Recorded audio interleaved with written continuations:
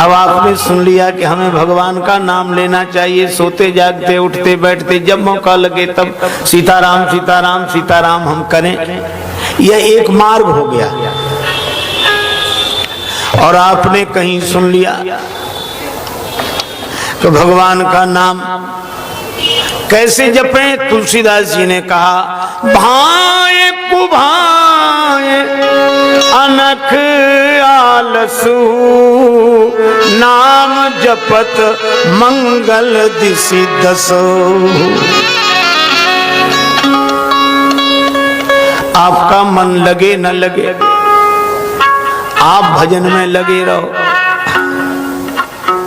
अच्छा देखो, महापुरुषों ने कहा कि आग है, आग में आप मंत्र बोलकर आहुति देते हैं और अग्नि उस आहुति को अपना रूप बनाती है, जलाती है। पूरे एकाग्रता से मंत्र से आप स्वाहा स्वाहा करते हैं तो अग्नि उस वस्तु को जलाती है। अच्छा मान लो आपका मन न लगे, मंत्र भी याद ना हो, धोखे से आपका गमछा आग में गिर जाए तो आग जलाएगी कि नहीं? आग यह तो नहीं कहेगी कि तुमने मंत्र नहीं जपा, तुमने एकाग्रता से नहीं डाला, तुमने स्वाहा स्वाहा नहीं कहा, तुम नहा के नहीं बैठे। अग्नि यह सब नहीं कहेगी। अरे अग्नि का तो स्वभाव है जलाना। इसी तरह अग्नि जब आपसे एकाग्रता की आशा नहीं रखती तो भगवान का नाम भी आपसे एकाग्रता की आशा नहीं रखता। जबई नाम हृदय धरा भया पाप का नाश, जैसे चिनगी आग की परी पुराने घास। इसलिए आप तो बिना कुछ परवाह किए जप करते रहो, भजन करते रहो। अब यह आपका एक मार्ग हो गया, ठीक है? अपनी निष्ठा में दृढ़ रहो। अब आपने सुन लिया क्या? कबीरदास जी कहते हैं, माला तो कर में फिरे जीभ फिरे मुख माही, मनुआ तो चौदिसी फिरे यह तो सुमिरन नाही। हाथ में माला फिरे, जीभ मुख में फिरती रहे, मन चारों तरफ घूमता रहे, ये कोई सुमिरन है? ये कोई जप है? अब आप माथा पकड़ के बैठ गए। अब अपने पर भी गिलानी हुई, रख दी माला। भजन की विधि सीखेंगे, कोई विधि अलग है इसकी। अब अपना छूट गया, दूसरा मिला नहीं। तब तक किसी ने कह दिया राम राम राम राम करने से क्या कल्याण हो गया? क्या शक्कर शक्कर बोलने से मुख मीठा हो जाएगा? शक्कर खाने से मुख मीठा होगा, शक्कर शक्कर बोलने से नहीं होगा। राम नाम कुछ अलग मर्म है, ये राम राम कहने से कुछ नहीं होगा। अब जितने ये कुतर्क आपको घेरते हैं और आप अपनी निष्ठा से डिग जाते हैं, ये सारे आप ऐसे समझिए कि दुनिया भर के कुतर्क हमारी निष्ठा की परीक्षा करने के लिए हैं कि हमारी निष्ठा दृढ़ है कि नहीं। इसलिए कभी भी अच्छा उनको गलत भी मत कहो। अब कबीर बाबा गलत नहीं कह रहे हैं, पर वो भाव की भक्ति की दृष्टि से नहीं बोल रहे हैं, वो विचार की दृष्टि से बोल रहे हैं। और तुलसीदास जी भाव की दृष्टि से बोल रहे हैं। तो विचार की नाव भी आपको पार ले जाएगी और भाव की नाव भी आपको पार ले जाएगी। लेकिन पहले यह निश्चय करो कि आप भाव की नाव में बैठे हो कि विचार की नाव में। और भाव की नाव में बैठे हो तो विचार की नाव का खंडन मत करो और न उससे प्रभावित हो। आप तो अपनी मस्ती में चले जाओ। इसका नाम भक्ति का मार्ग है। ये भक्ति पक्ष हठ नहीं सठताई, दुष्ट तर्क सब दूर बहाए। अरे जीवन बीता जा रहा है, हम निर्णय ही नहीं कर पा रहे, निश्चय ही नहीं कर पा रहे।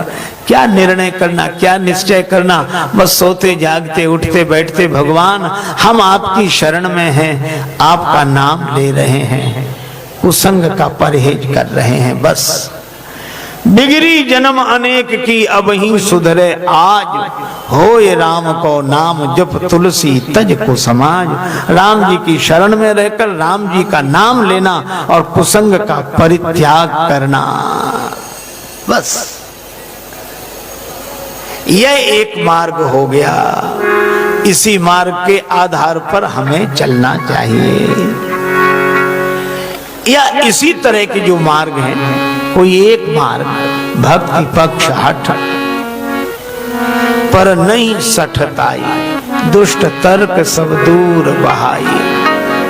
आप सवेरे जाग गए बड़ी अच्छी बात है, पर जो नहीं जागे, एक आदमी सवेरे सवेरे जाग गया, उसके एक मित्र थे जो रोज सवेरे जागकर भगवान का भजन करते थे। उस मित्र ने कहा कि भैया हमको भी जगा लिया करो। तो उसने कहा अच्छा जगा ले। दूसरे दिन वो जागा और उसने उसे भी जगाया, और वो पहले वाला आदमी जागकर भगवान का नाम लेने लगा, और ये जो दूसरा वाला था ये जागा। अब इसने इधर उधर देखा, कई लोग सो रहे थे। अब इसने शुरू किया, कैसे पापी लोग हैं, अब तक सो रहे हैं, जगे नहीं हैं, इन्हें क्या मनुष्य जीवन जीने का फल मिला, ये तो सो रहे हैं, पापी हैं, नरक जाएंगे, इन्होंने, इनकी तो जिंदगी खराब हो गई, इनका ये। तो पहले वाले ने कहा कि हमसे गलती हो गई जो हमने तुम्हें जगा दिया। अरे तो तुम जागे इसलिए थे कि इन सोते हुओं को देखो और इनको गाली दो, इनका विरोध करो। अरे तुम तो जागे थे भगवान का भजन करने के लिए, इसीलिए भैया तुम्हें जीवन मिला है भगवान का भजन करने के लिए, दुनिया भर की बुराइयां देखने के लिए जीवन नहीं मिला। उनका अपना ढंग होगा, आप तो अपना। तेरे भावे जो करे भलो बुरो संसार, नारायण तू बैठ के अपनो भवन बुहार। भगवान ने इतने सुंदर वचन कहे, सुनत सुधा सम, सुनत सुधा सुधा सम बचन राम के, सुनत सुधा बचन राम के, सुनत सुधा सबन गहे पद कृपा धाम के, सबन गए सब कृपा धाम के, सबन गए सब पद कृपा धाम के, सुनत सुधा राम के, सुनत सुधा सुनत सुधा सुनत सुधा।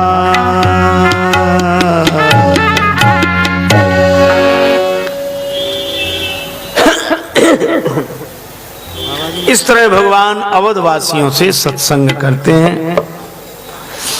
सभी ने भगवान के चरणों में प्रणाम किया और यह कहा कि प्रभु ऐसी शिक्षा आपके बिना और कोई नहीं दे सकता, अस सिख तुम बिन दे न को।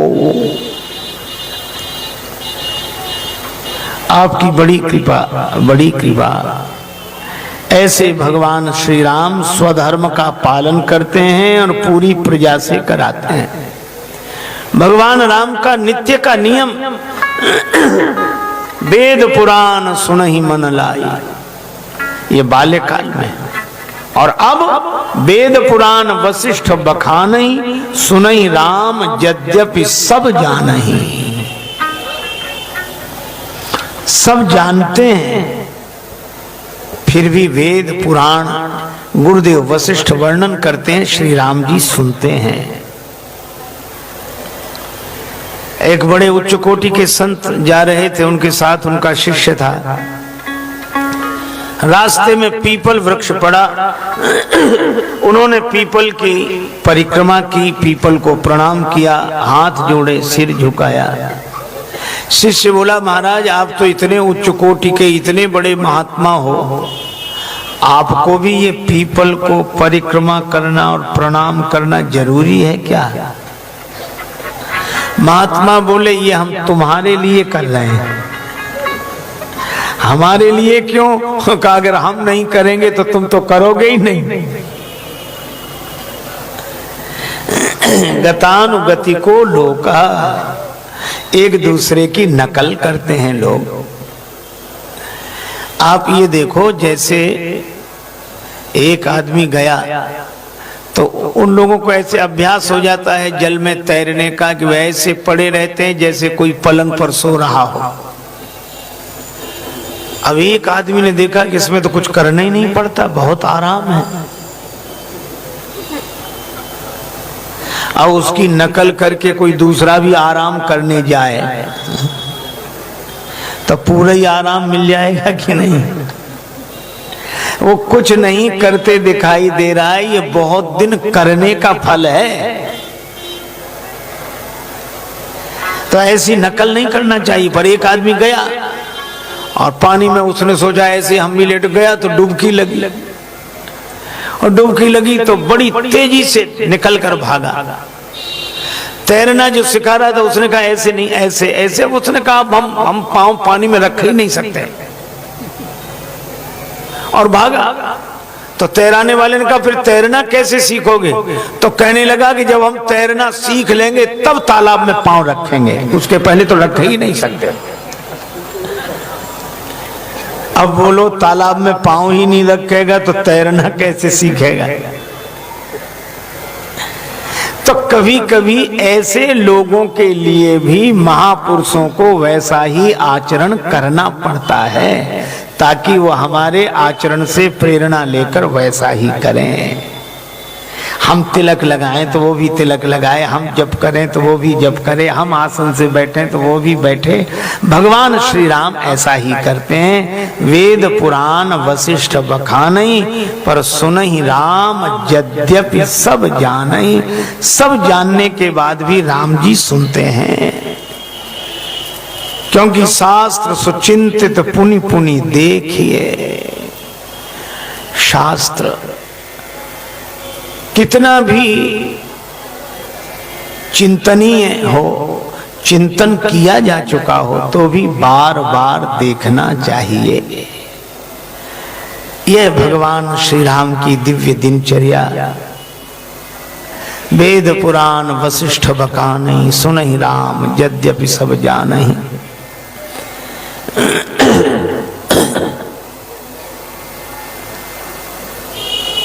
एक दिन की बात,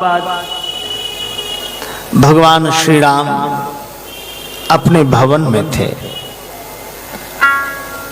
तुलसीदास जी लिखते हैं,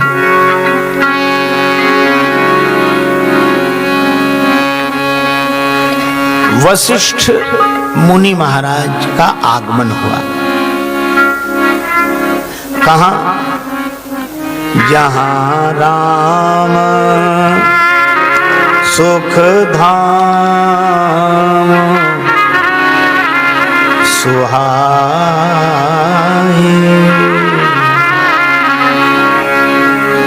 राम जी सुख के धाम हैं। यहाँ राम सुख धाम सुहाए। और ये राम जी का सुख धाम नाम वशिष्ठ जी ने रखा, सो सुख धाम राम अस नामा। सुख धाम नाम से आरंभ और उत्तरकांड में विश्राम, जहां राम सुख धाम सुहाए। राम जी सुख के धाम है। इसका अर्थ है, मैंने कहा भी था, घर घर में बिजली होती है, लेकिन हर एक घर बिजली घर नहीं होता। बिजली घर के कारण घर घर में बिजली। इसी तरह धाम धाम में सुख है, पर सब सुख के धाम नहीं है, बल्कि सुख धाम के कारण धाम धाम में सुख है। गुरु वशिष्ठ जी सोचते हैं, सीकरते त्रैलोक सुपासी, जिसके बिंदु से सब सुखी हो रहे हैं, उस सुख सिंधु का दर्शन करें। श्री वशिष्ठ जी आए, राम जी ने प्रणाम किया, चरण धोए, गुरु जी बैठे रहे।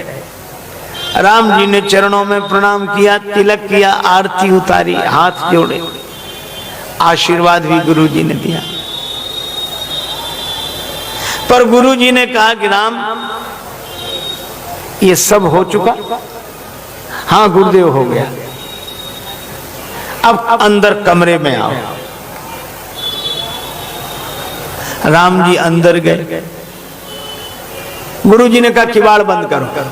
किवाड़ बंद हो गए। आसन वहां था। गुरु जी ने कहा कि राम तुम बैठ जाओ। राम जी ने कहा कि गुरुदेव मैं आपके सामने बैठूं? वशिष्ठ जी ने कहा कि देखो, ये स्टेज का प्रोग्राम नहीं है, ये मंच का कार्यक्रम नहीं है, ये तो पर्दे के पीछे का दृश्य है।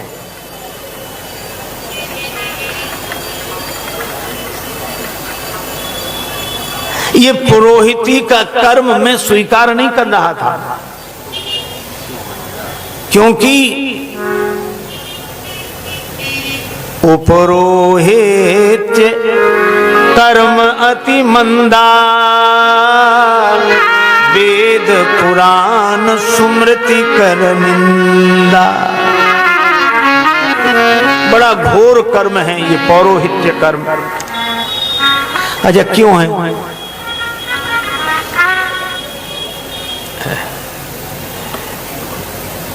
एक बार एक पंडित जी बैठे थे, तो परिवार भर ने पंडित जी को प्रणाम किया, चरण छुए। एक बेटा बैठा था, सो बुढ़िया आई। सो बुढ़िया ने 100-100 के 5 नोट निकाले, 500। और जो लड़का बैठा था उसके सिर पर ऐसे ऐसे किया, ऐसे सिर पर 5-7 बार ऐसे ऐसे किया और बोले ले पंडित जी। पंडित जी ने ले तो लिए, पर ये पूछा कि मैया ये ऐसे ऐसे क्या कर रही थी? ऐसे ऐसे ऐसे, ये 5 बार ऐसे करके तूने हमें दिए, इसका क्या मतलब? बुढ़िया बोली महाराज इसका ये मतलब है कि इस लड़के की अलाय बलाय संकट पाप ताप सब तुम्हारी जुम्मे है। बोलो कितना कठिन कर्म, सब स्वीकार करो।